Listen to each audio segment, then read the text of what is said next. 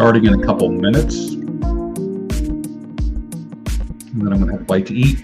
And then I will be coming back on later talking about porn addiction with Tim Regal. But tonight, first, we're going to be talking about 10 reasons why you need to make more money. And I'll give you the reason for that in just a minute. The reason why I'm actually doing this broadcast, you'll see.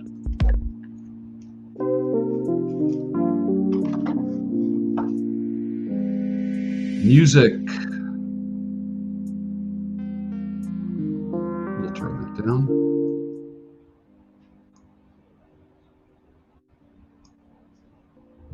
Excellent. Who's in the house tonight? We have got Planet Earth, David Calderon, John O'Nut. I have no idea how to say your name. I just do the Anglo version. The Unlikely Toad is with us tonight. Josh Westbrook is here. JB. And Hal Gonzalez.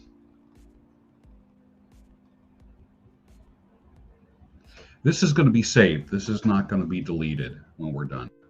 So that is one of the things that we are doing is this series. Jonathan McHugh is with us. I'm going to give you 10 reasons why you need to make more money. And one of the reasons why is because here I am in my Social Security years. And I've already heard people talking about being on a fixed income. I've heard that my entire life. I hate the idea of a fixed income. I hate the idea of people saying, oh, I can't make any more money because I'm on a fixed income. And that drives me up the fucking wall. I can't make more money because I'm on a fixed income. I can't go on vacation because I'm on a fixed income. Let me tell you why you need to make more money. And this is going to be a fairly short broadcast. Number one is financial security. Increasing your income provides a greater sense of financial security and stability. Most people, if they have an emergency around the house, do they have enough money to fix a roof leak? Right above me is a skylight. Last fall, I'm sitting here on the computer doing a show, pouring rain outside, literally raining sideways. It was rainy and it was windy. Guess what happened? All of a sudden, drip, drip, drip, and then it was just like someone turned on a faucet. That needed to be replaced immediately, like within a day or two. So I did what I could with plastic and routing the dripping water somewhere. I had already sealed it with Flex Seal like 3 times. Okay, so that bought me 5 years. That skylight needed to be taken out. The wood around it, which was rotten, needed to be replaced. A new the wood got replaced. A brand new skylight, which is kind of like a little bubble, the flashing around it, and then the seal. The whole thing was $1,200, which is actually a pretty darn good price. But did you know that 76% of Americans live from paycheck to paycheck, and if they got a $400 bill in the mail, they couldn't pay it. They'd have to wait to pay $400 or pay a little bit at a time. Financial security. Financial security means that you can handle that stuff if it happens. Your car dies, your truck dies, you need to buy a new one. If my truck died tomorrow morning, I'd be buying a new truck tomorrow afternoon. And if it was beyond fixing, I would rather fix a vehicle than buy a new one. But I have the wherewithal to do it. On tonight's broadcast, what you are going to see in the stream, right here, Jesus Christ. Next to Jesus Christ, a wad of 100s. They go hand in hand.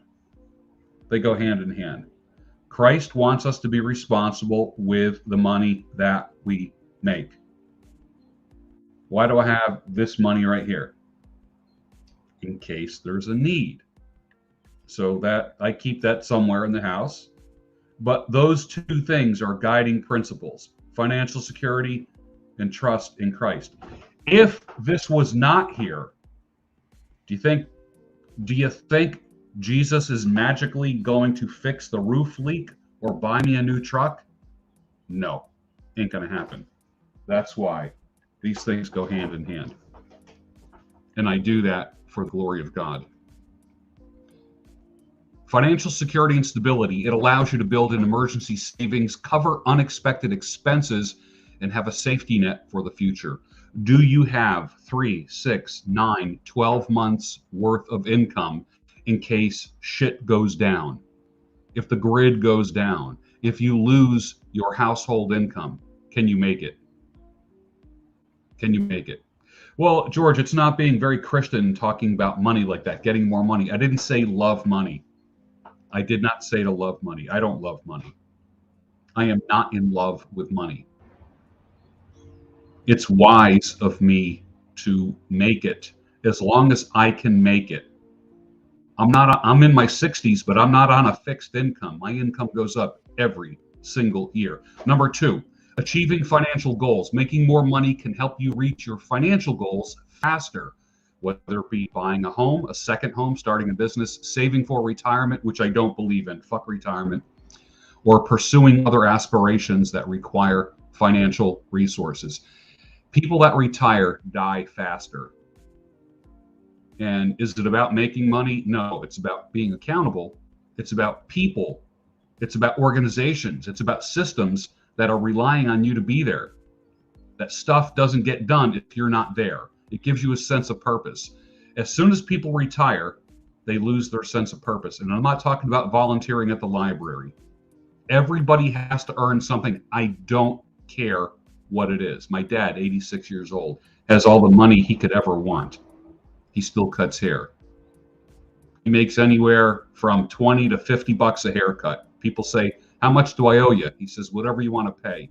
They put a minimum of 20 to 50 bucks in his hand every single time. Does he need the money? No. But do they need haircuts? Yes. People depend on him to the point where when my mother gets up in the morning, she looks out the kitchen window and sees a couple cars parked in front of the house, and those are guys waiting for haircuts. She goes in my dad's bedroom, into their bedroom, and says, "You got 2 guys waiting for you." He's like, "Hold on, I'll get up." He splashes some water on his face, gets dressed real quick. He gets a cup of coffee. He goes out in the garage, opens up the garage door, and there's 2 or 3 guys waiting for haircuts. Pretty interesting, right? So in something like that, he pockets 100, easily 100 bucks, easily 100 bucks. Does he need the 100 bucks? No. Does it help him to have a wad if he does have any kind of emergency where he doesn't have to go to the bank or cash a check or cash out stocks? It certainly helps him. So number 2, achieving financial goals. Making more money can help you reach your financial goals faster, whether it's buying a home, starting a business, saving for retirement, which I don't believe in, and pursuing other aspirations that require financial resources. Number 3, improved quality of life. The reality is the more money we make, the better quality of life that we have. We don't have to think twice about getting the upgraded treatment for our teeth. We don't have to have less groceries because of medical visits and the copays. Having more money can enhance your overall quality of life. It provides the means to enjoy experiences, travel, engage in activities that bring joy and fulfillment. The love of money is the root of all evil, some people say. Guess what? You like evangelism? You like feeding the homeless? You like teaching people about God? You want to give them notebooks? You want to give them Bibles? Guess what it takes to get that? Moolah, money. So having it is better than not having it. And if you are ministry minded like I am, the more the better, because you can serve more people. My state of living is not going to increase. as my income goes up. I drive a truck that works great. I dress okay. I'm fine. I don't need surgery. I don't need anything more in life. I guess if I did anything, I might have an outdoor pizza oven. I think that's what I would do. Something something where I can cook stuff like that outside rather than on a gas grill. A wood-fired outdoor pizza oven would be great. Number 4, expanded opportunities. Increased income opens up new opportunities in various aspects of life. It may allow you to explore new career paths, take on new challenging projects, or invest in personal and professional development that can lead to further growth and advancement. The course that I'm going through right now to become a certified advanced grief and loss therapist, that cost money. I know I'm going to get that back. As I'm coaching people, they will give me money for coaching, but continuing education costs money. A certain percentage of your income should help you improve your quality of life and help you improve your services. Number 5, reduced financial stress. Financial stress can take a toll on your well-being and relationships. God, don't I know. I remember when I was married, it's like, when is she going to go back to work after giving birth? Do I need to replace her income? Am I going to be able to replace her income? We had a lot of financial stress in my marriage, a lot. Took a toll on the well-being. If I was in that same marriage now, we might be together. I'm not saying everything was financial, but I will tell you this. By making more money, you can alleviate some of the stress that the lack of money creates and have improved mental and emotional health. The reality is that most couples argue about money. It's not sex. It's not about where to live. It's not about disciplining of children. It's about finances. And number 6, independence and freedom. Higher income can provide you with greater independence and freedom in making choices that allows you to have more control over your life. Make decisions aligned with your values. Pursue the things that truly matter to you. If you're a Christian person and you have a mission that you like to support, if you are like a clean water person, there are villages around the world that don't have clean water. And there are ministries that help provide water filters, even simple water filters made with giant clay pots, and they put varying sizes of grains of sand in there, and they pour dirty water in. You can pour dirty water in these giant clay pots, and out of the bottom, literally, it's crystal clear water, but that costs money. Independence and freedom. Higher income can provide you with greater independence and freedom in making choices and pursue the things that truly matter to you. For me, what would more money mean for me? Probably buying books for inmates in prison. Christ said, when I was in prison, you visited me. The disciples said, Lord, when did we see you in prison? He said, whatsoever you've done to the least of these, you've done to me.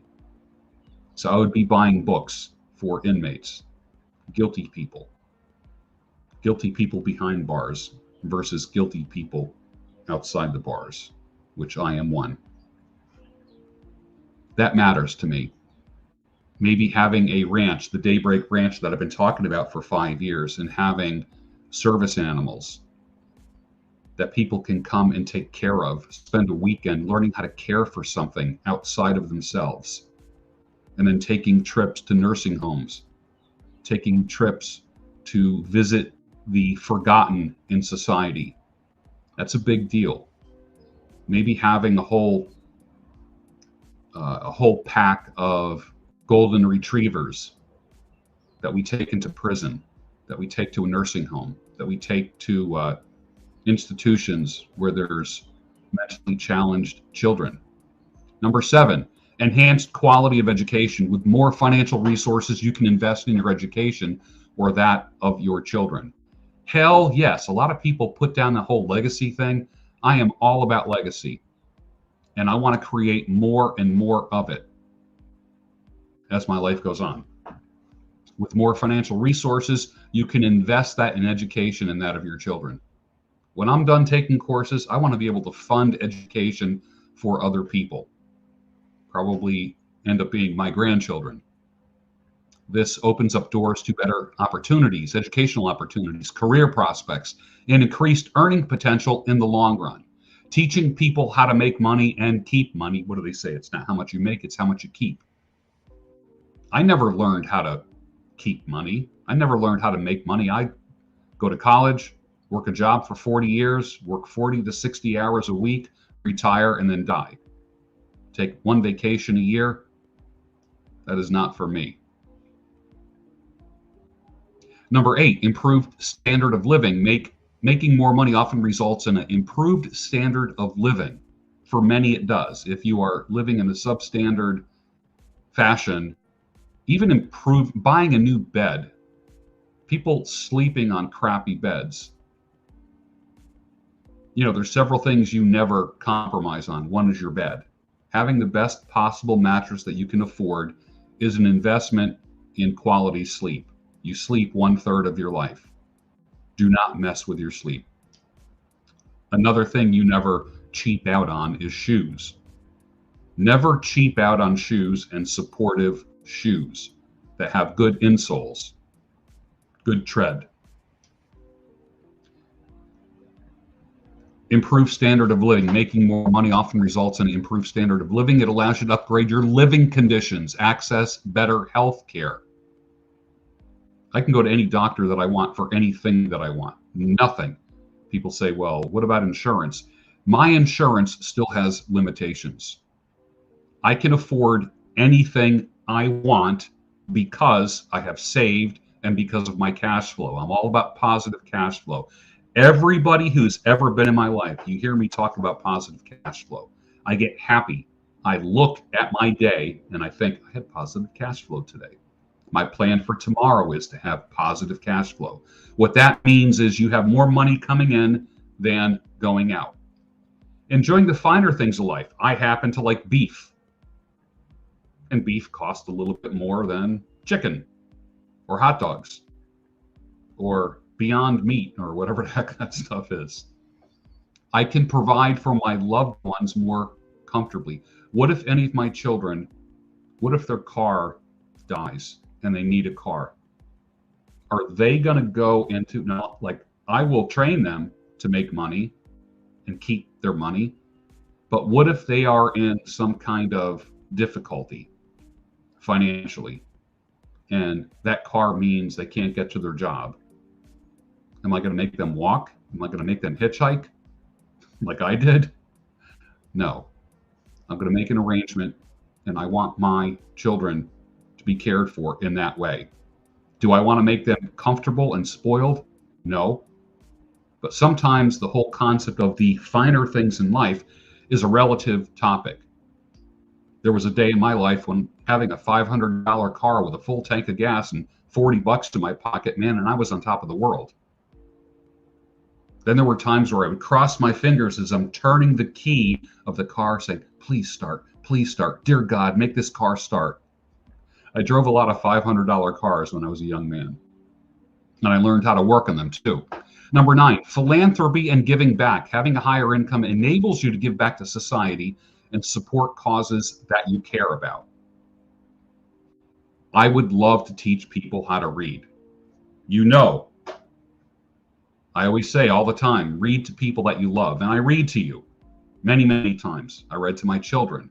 I love reading out loud to people. So I will probably have some kind of reading program, most likely with inmates, helping people get back on their own 2 feet. You can contribute to charitable organizations. It's so easy just to write a check and support an organization. What about doing it yourself? You could pay people to go and visit people in nursing homes, prisons, and institutions. Wouldn't it be cool if you did it yourself? Make a positive impact on your community and help those in need.